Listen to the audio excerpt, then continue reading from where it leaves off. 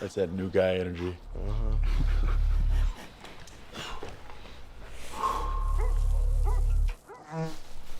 Oh, he's back. That's the fourth fucking time he's done that. Is he peeking or probing? Speaking with serious intent to probe. Alpha 2, we might have guys starting to move on our position. Copy, we're getting a buildup of activity here too. Yeah, I definitely see weapons at this point. Yeah, we have definite massing. How's it going, guys? Welcome back to my channel and time for another episode of Luke's Reviews. On today's video, Alex Garland, the writer-director behind last year's excellent Civil War, is back to the war zone, this time round partnering up with former Navy SEAL Ray Mendoza to give us Warfare.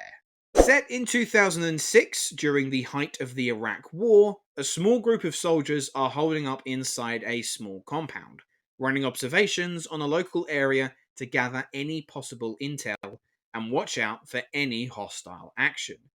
As it turns out, hostile action soon finds them, and the group are ambushed from all corners with seemingly no possible route of escape.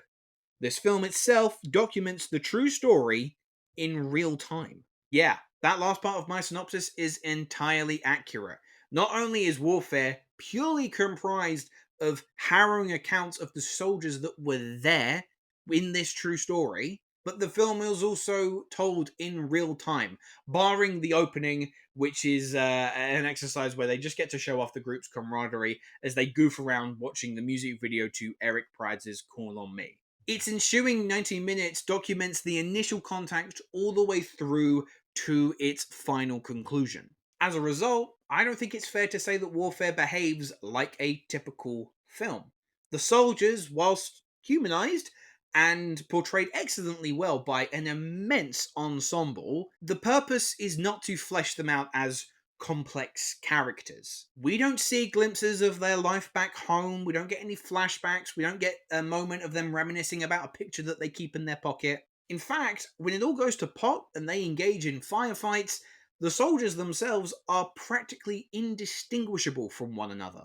Now, in the hands of other filmmakers who may have different agendas for their war movie, that doesn't sound like it would mesh well at all. But in the case of Ray Mendoza and Alex Garland, they're not setting out to make a conventional war film with that Hollywoodized spectacle. This is intended to be an authentic, grounded, raw war movie, and in doing so, I think it excels in pretty much everything it's set out to do. The camera work in Warfare, for instance, is deliberately close quarters. They want you side by side with these soldiers, going through pure hell. There's also no musical score to be heard. The only sound that is coming out of those speakers may as well be the drums of hell. The sound design in Warfare is among some of the best you will hear in film today. Each gun has its own distinct rattle. The distant gunfire that you hear may as well be ambient noise for this film. And when you have moments such as jets thundering down the street or IED explosions, the deafening roar that comes out of those speakers proves to me that whilst Warfare, I'm sure, will be great if you were to watch it at home, especially if you've got a good sound setup, but it will be nothing compared to experiencing it in a cinema. Now, as far as the screenplay is concerned, that is a little more difficult to judge because there really isn't a lot of story to go around. Most of the runtime is spent with the soldiers coming to the realization of the situation that they find themselves in. Like I said, there's no reminiscing about that girl who's waiting for them back home. There's none of that to be found. Approximately, I'd wager 85 to 90% of this movie's dialogue is pure military jargon. Military jargon, by the way, that I don't think I really understood, but that's not the intention, because the intention of the filmmakers is to pluck you from your cinema seat and throw you into this nightmarish war zone. However, I do think it needs to be said that for anyone expecting a more conventional war movie, Warfare is not that. This ain't like the movies at all. Warfare was less like a movie and more like a fly-on-the-wall documentary. The performances are all strong, but it might be best to temper any expectations for complex character development here. Alex Garland and Ray Mendoza clearly set out with authenticity being front and center. The sound design fully immerses you into the hellish war zone, and you will be on the edge of your seat, holding your breath for the majority of those 90 minutes.